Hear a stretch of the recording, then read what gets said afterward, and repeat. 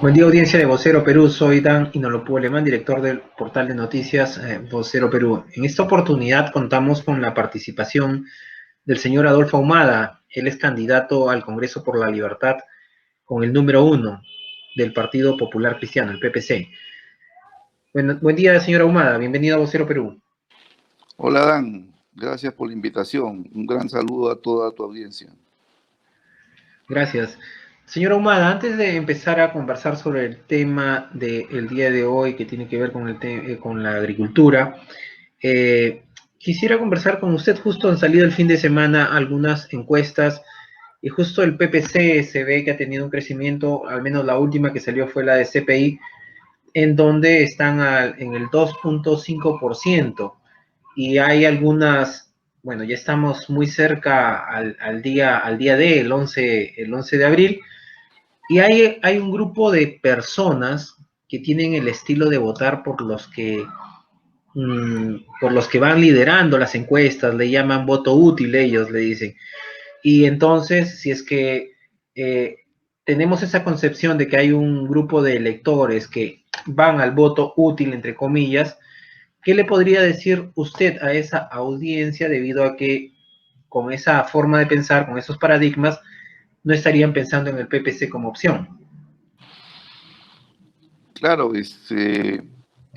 creo que hay varios temas que considerar en ese concepto.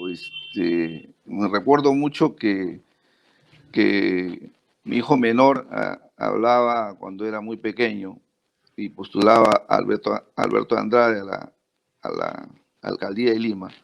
Y como le cayó muy simpático cuando él ganó, mi hijo saltaba muy alegremente y decía, ganamos, ganamos, ganamos.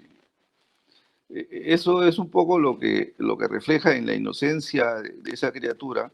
Por supuesto, no estoy hablando de Alberto Andrade, que fue un gran político y una gran persona, además de excelente alcalde, sino llamando a la reflexión que tú comentas. A la hora que gana el candidato que le sugerían el vecino o la cola o la ola vía encuestas, muchos dicen ganamos. ¿Y qué ganamos? ¿Qué hemos ganado en los últimos 20 años?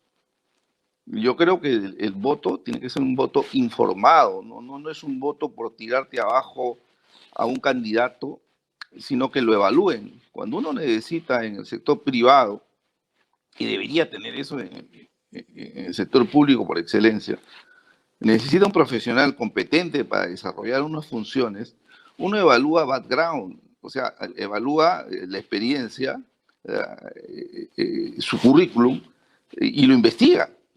Y toma una alternativa a través de una terna que son prácticamente similares y la diferencia es mínima. Acá no, acá elegimos por el tema de publicidad. Estaba en la mañana escuchando una entrevista que le estaban haciendo a Johnny Lescano, donde prácticamente no lo dejaban hablar porque le comenzaban a preguntar pues, si era chileno, si era bachiller, si no era bachiller, o sea, una serie, y él tenía que estar ocupando ese espacio que el público necesita para ver sus propuestas, en contestar lo que a todas luces no era cierto, o en todo caso correspondía a un periodo donde la ley no estaba vigente. Y lo mismo ha ocurrido, traído eso para el lado, digamos, del PPC, es que no nos han permitido, no nos han dado espacio, ¿no? Para exponer las propuestas, no le han dado el espacio a Alberto Bengolea para que lo vean y digamos, lo observen en términos de su candidatura. Y resulta que cuando hay el debate, el PPC comienza a subir más de 300%. ¿Qué pasa? Entonces es la exposición mediática, a eso le llamamos democracia. Creo que la democracia es la exposición de ideas, pero que tienen que tener visión de futuro y no pueden organizarse a través de un caudillo Porque finalmente, ¿qué nos queda? Vayamos a Trujillo. ¿Cuántos alcaldes ha tenido Trujillo? ¿Y cuál es la personalidad de Trujillo? ¿O cuántos gobernadores ya hemos tenido desde que promulgó la ley Toledo? ¿Cuál ha sido el cambio? ¿Qué es lo positivo que tenemos? ¿Sabes qué tenemos, Dan? Más burocracia. Tenemos 19 ministerios. Y dime, ¿de qué nos han servido? ¿Tenemos una educación de calidad? No. ¿Tenemos salud? No. ¿Tenemos seguridad ciudadana? No. ¿En la libertad tenemos industria? Tampoco. Y resulta que a la hora que hemos elegido, hemos ganado. Yo no sé qué hemos ganado. Yo creo que eso lo tenemos que considerar y evaluar el background, como dije, la experiencia de vida y qué ha hecho cada ciudadano, ¿no?, que postula a la presidencia de la República, que son 17, tengo entendido, y cerca de 2.500 al Congreso. ¿Cómo es que los podemos ver en términos de transparencia para que tomemos la mejor decisión? Pero en términos de qué cosa es lo que van a hacer en los próximos 5 años. ¿Y qué va a hacer? Como alguien comentaba en la mañana, oye, el próximo domingo entran solamente dos y solamente dos a competir por la presidencia de la República. ¿Qué quiere decir eso? Que los otros 15 no significan nada. Pero ¿y el Congreso? Será fragmentado. Será fragmentado, ¿verdad? Entonces yo le pido a la población, al joven, a la madre de familia que se esfuerza, de este departamento, de esta región, que a la hora que elija en términos no de lo que le digan en la oreja, o en la cola, o la publicidad, o el regalo, sino que se tomen un minuto e investiguen al candidato. Y en función a eso, asuman el compromiso a la hora que eligen y luego nosotros no estemos saliendo a la calle a decir, oye, esta persona no me representa. No me parece. Tenemos que asumir ese compromiso y ser responsables, que estamos encargando la gerencia general del país a una persona, que ojalá lo hagan en términos de sus competencias para hacerlo y el equipo que representa su plan de gobierno. Sí, justo lo que usted hace mención se reflejó el día de ayer en las encuestas que lanzó CPI, y allí se confirmaba el tema de tener atomizado el Congreso, ¿no? Ellos acaban de que la valla lo pasaban 10 agrupaciones políticas, o sea, imagínense todo ese tema que ya hemos vivido en los 2 últimos congresos por estar atomizado el asunto, se va a volver a repetir en estos 5 años que nos vienen ya del bicentenario. El famoso bicentenario, que muchos nos gusta a los peruanos decir o celebrar determinadas fechas, pero ojo, ¿cómo vemos el pasado? Porque del pasado se aprende, ¿no es cierto? El presente se trabaja y el futuro se construye. ¿Y cómo hacemos eso? Tenemos que tener compromiso. Leí acá una parte que me gustaría que me des un segundo. Dice: la libertad es el ejercicio de la voluntad individual en un marco de respeto. Respeto. ¿A quién? Al prójimo, con quien compartimos nuestro objetivo de vivir en paz y en armonía. ¿Y la seguridad ciudadana? ¿Y la salud? ¿Y la educación, que lo hemos convertido en un negocio? ¿Y la justicia? Y queremos tener más Estado. Y en el artículo número 1 de la Constitución dice: la defensa de la persona humana y el respeto, otra vez, respeto de su dignidad, son el fin supremo de la sociedad y el Estado. Pero estamos en medio de una pandemia y no respetamos el 1,5 metros de distancia. No usamos la máscara como se debería. Cuando se requiere el escudo facial, lo ponen de visera. No salimos organizadamente y con una planificación a hacer lo que tenemos que hacer cuando damos un paso a la calle. Y luego tenemos una segunda ola y van a tener una tercera ola. Y vamos a tener, ya creo, una cifra cercana a los 150.000 personas que se han despedido de este mundo, que quizás lo hubiéramos podido evitar si es que hubiéramos tenido en los últimos 20 años la conciencia de mover los recursos en favor de las libertades y de la dignidad del ciudadano de a pie, pero en términos del bien común. No más indiferencia. Creo que debemos evaluar nuestro voto y tomar conciencia. El primer vicepresidente, el señor Hernando de Soto, es una dama excelente por el tema de género, pero tiene las competencias si algo ocurriera. ¿Por qué no investigan ese tipo de cosas? Señores, no empeñemos nuestros próximos 5 años y no digamos después, fue más de lo mismo, porque el tiempo se nos está acabando. Les pido reflexión y en términos de pandemia, nuevamente insisto, uso de máscara, bien puesta la máscara, el escudo facial, la distancia social, lavarse las manos y sobre todo mantenerse en la burbuja social hasta que esto vaya pasando poco a poco. Porque ni la vacuna, señores, Chile entra ahora, tengo entendido, a confinamiento y Colombia hace lo mismo, igual que Europa. Señores, depende de nosotros, porque el Estado, a mi entender, ha bajado las manos. Claro, incluso también se refleja, el día de hoy salieron dos noticias relacionadas con el tema de salud.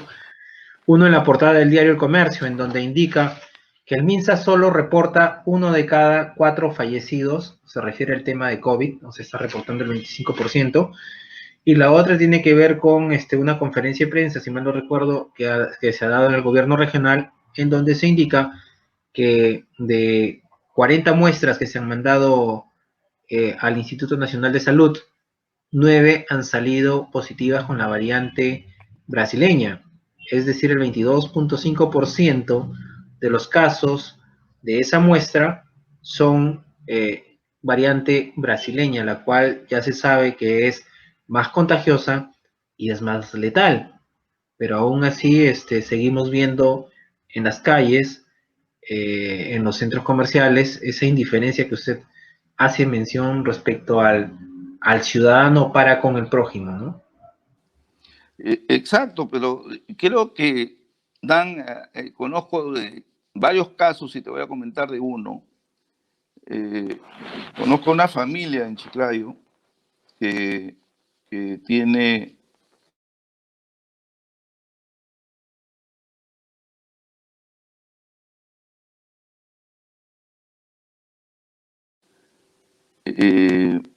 su hijo estaba pasando por un tema de COVID con su esposa y su pequeño nieto. 48 años la chica, 48 años.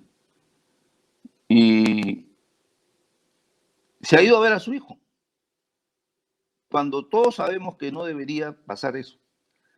Y se ha partido el corazón de tal manera que el hijo estaba ahí evolucionando. Y dice, yo me llevo a mi nieto. Y el nieto tenía COVID. La ha contagiado la señora. Y bueno, el hijo, la esposa y el nieto están bien. Ella ya no está en este mundo.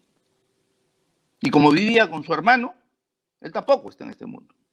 Y como su hermana se preocupó y fue a verla y fue a asistirla, la hermana también está con COVID, pasando por una grave situación.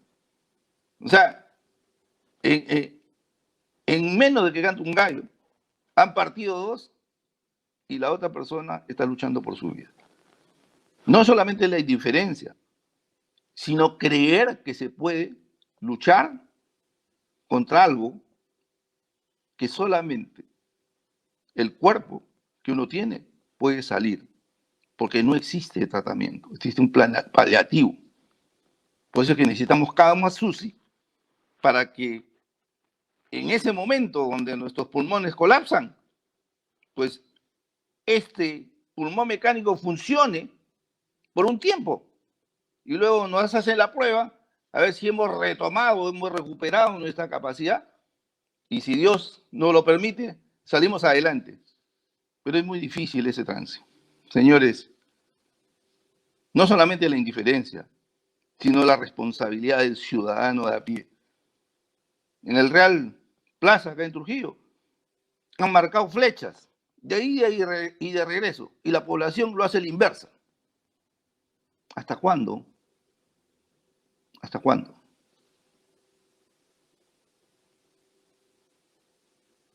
Exacto, sí, sí, sí, también lo he visto, ¿no? Allí, aparte que parece que no se abastecen también para hacer esas correcciones a los malos comportamientos de las personas que visitan ese centro comercial, ¿no? Entonces, eh, piensan que todavía estamos en la vieja normalidad en donde era doble carril cada uno de los pasillos. Ahora cada pasillo tiene una sola dirección, pero no se respeta.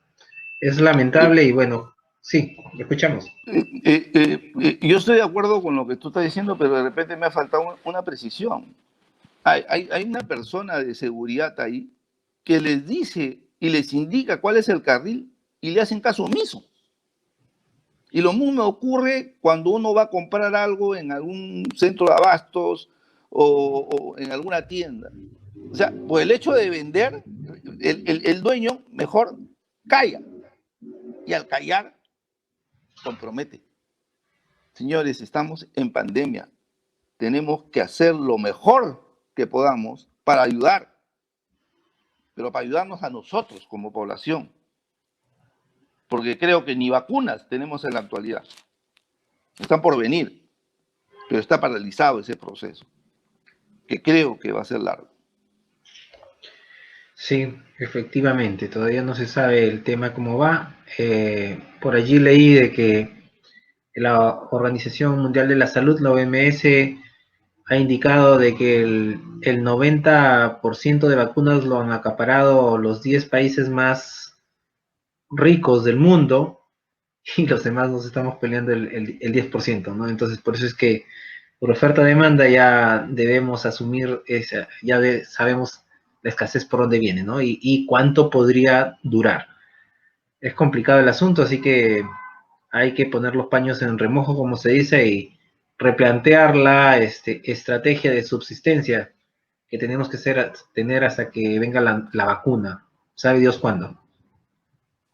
Tú lo has dicho con mucha precisión, solamente Dios lo sabe, y no entiendo he visto el debate de los 3 días y todo el mundo ofrecía vacunas porque alguien lo quiere, le agrada a los oídos. Cuando tú acabas de dar una realidad, el 90% lo ha acaparado los países más poderosos del mundo y estamos peleando un 10%. Esto de pronto lo pudo solucionar el señor Vizcarra en septiembre cuando estuvo el contrato con Pfizer y que alguna vez la historia, ¿no?, lo demandará para saber la razón por qué situación o extraña razón no lo hizo, condenando a miles de peruanos a la situación que estamos ahora. Es increíble la indiferencia del Estado, que primero son los intereses, y creo que el Estado se debe al ciudadano, principalmente en términos de servicio para el bien común.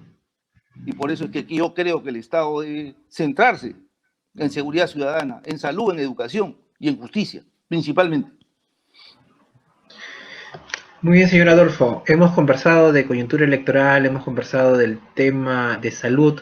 Pasemos ahora al tema que nos reúne el día de hoy, que es la agricultura. ¿Cómo usted ve el tema de la agricultura en el Perú, en la libertad, y de una eventual llegada al Congreso?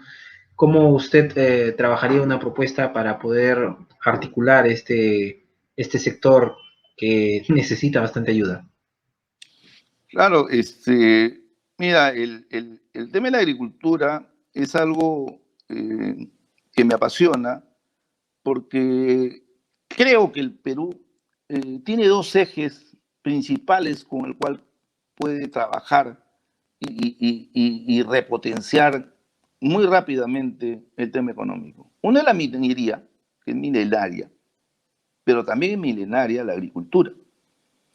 Y la agricultura pasa por el tema de la agroexportación, que ha sido muy exitosa, especialmente en La Libertad, ¿verdad? Y por ahí este gobierno, este Congreso se metió y trabaja bajo una ley por ciertos excesos que pudieron haberse corregido, pero ahora nos han quedado sin ley.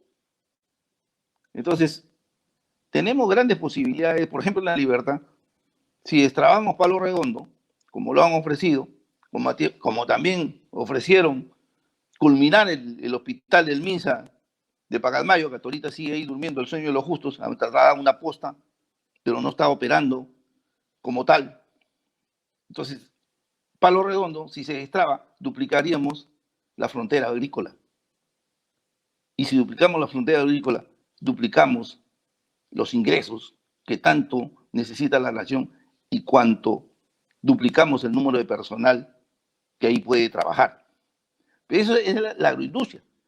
Pero, por ejemplo, en el Valle del Jequetepeque, que es lo que quisiera, porque es vasto el tema de agricultura, lo han enredado de tal manera para que eso no camine, ¿no?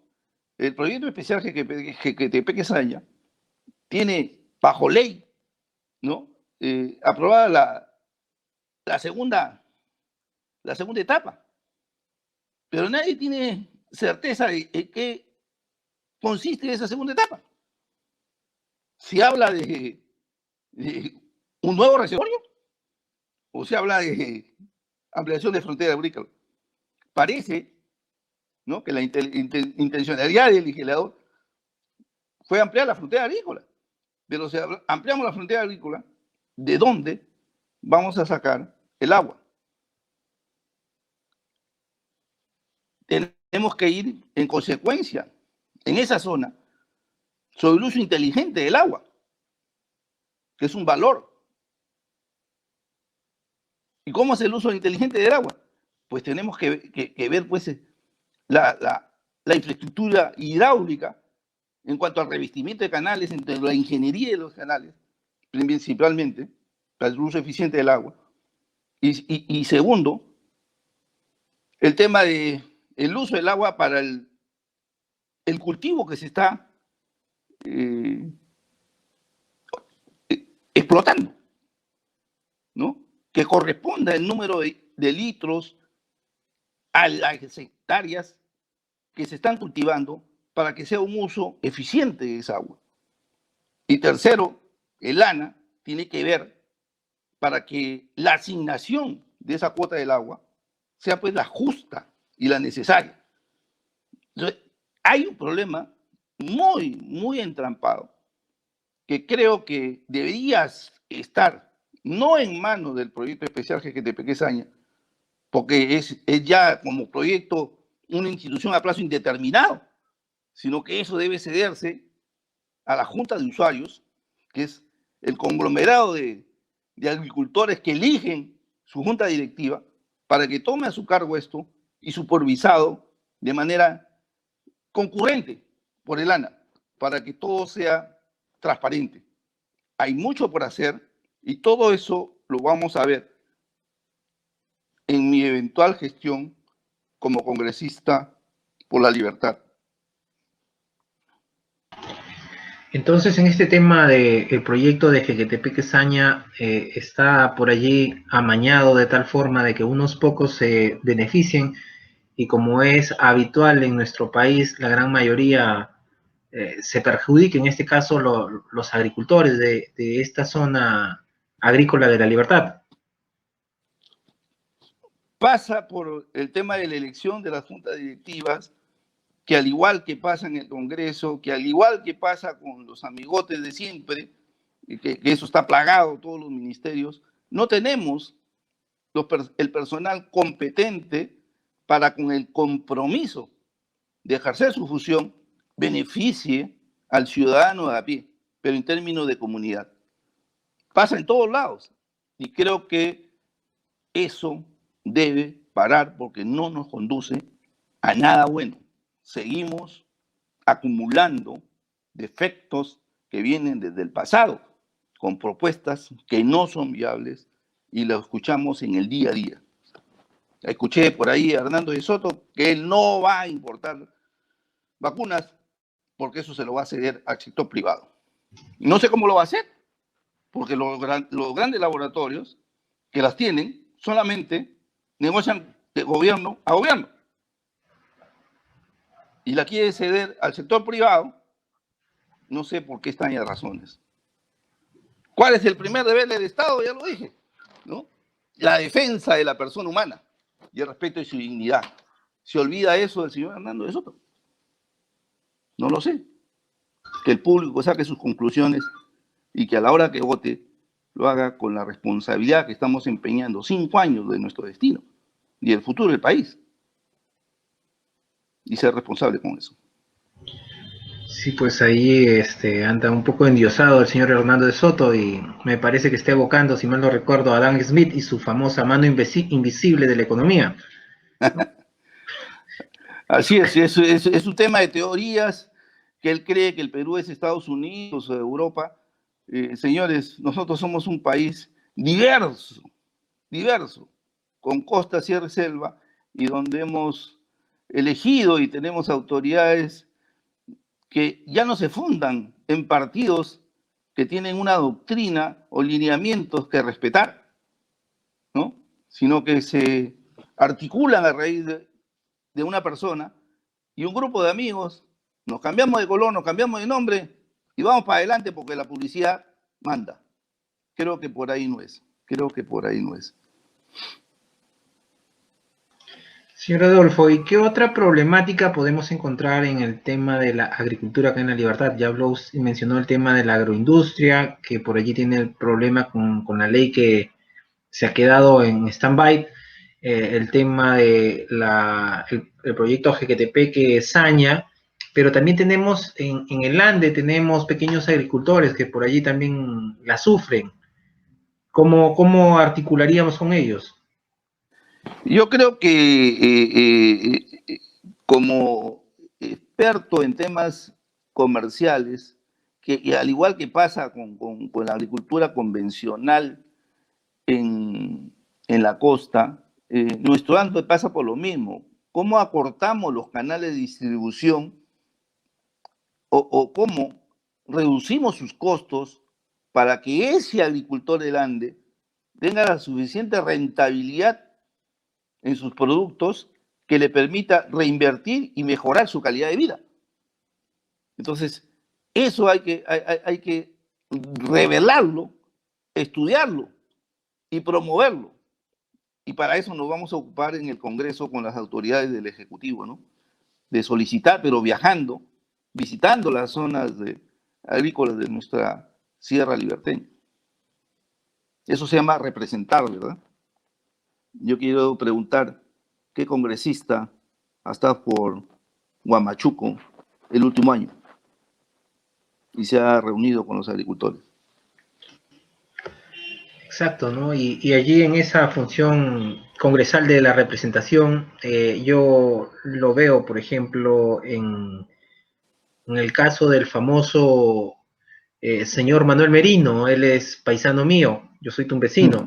Entonces, Sí, y cada mes lo veo en su famosa semana de representación, a la cual yo le llamo media semana de representación, porque el señor llega justo los miércoles, ya a mitad de semana, y anda, ahora lo veo más activo en estas 2 últimas semanas de representación, pero se reúne, ¿no? Se reúne con distintos stakeholders, grupos relevantes, pero la pregunta que me hago yo es, ¿y quién hace seguimiento a esa representación? Es decir, yo voy, me reúno con ciudadanos que tienen cierta necesidad, los escucho, pero ¿qué certeza tengo de que el congresista que está representando lleva y articula y ejecuta y va e implementa lo que escuchó, las necesidades de esos ciudadanos, y en qué plazos, cuántas de ellas, qué porcentaje en realidad llegaron a buen puerto y cuántas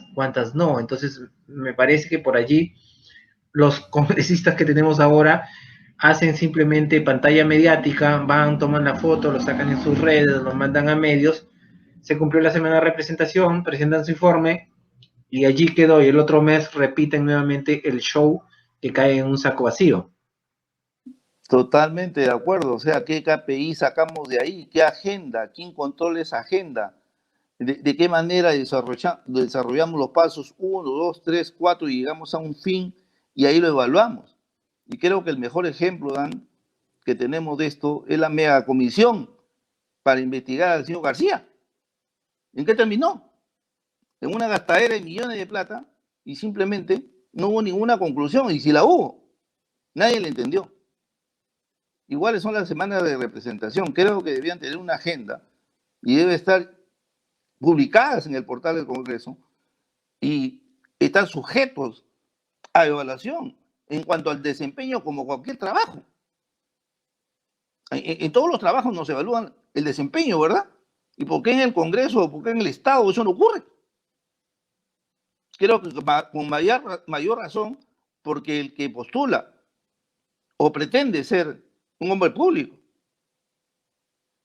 tiene que servir nuevamente, insisto en la palabrita, en términos de la libertad y la dignidad y los derechos del ciudadano a pie, pero en términos de comunidad, porque no es al 1 a 1, no es que me vaya a dar un bono, sino que vamos a darle la oportunidad del trabajo, de la educación, de la salud, porque el asistencialismo no nos conduce a nada, el populismo no nos conduce a nada. La riqueza hay que generarla. ¿A través de qué? De la gestión, ¿verdad? Efectivamente. Bueno, señor Ahumada, con usted estamos cerrando nuestro bloque de entrevistas en vivo a candidatos al Congreso por la Libertad. Ya estamos próximos al 11 de abril, en donde se va a definir quiénes son los actores de los próximos 5 años, quiénes van a conducir nuestros destinos. No sé qué palabras tiene usted para la audiencia de Vocero Perú.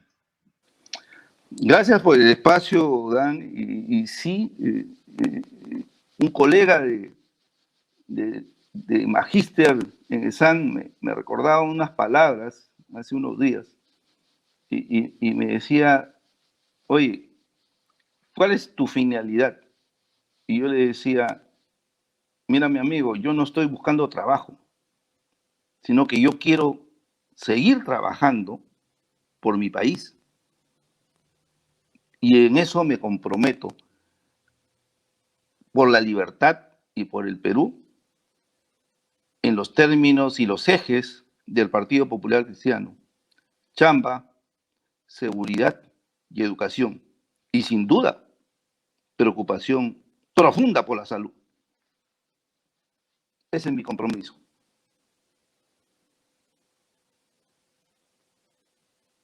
Correcto, señor Ahumada. Y el 11 de abril, ¿qué debe marcar el liberteño?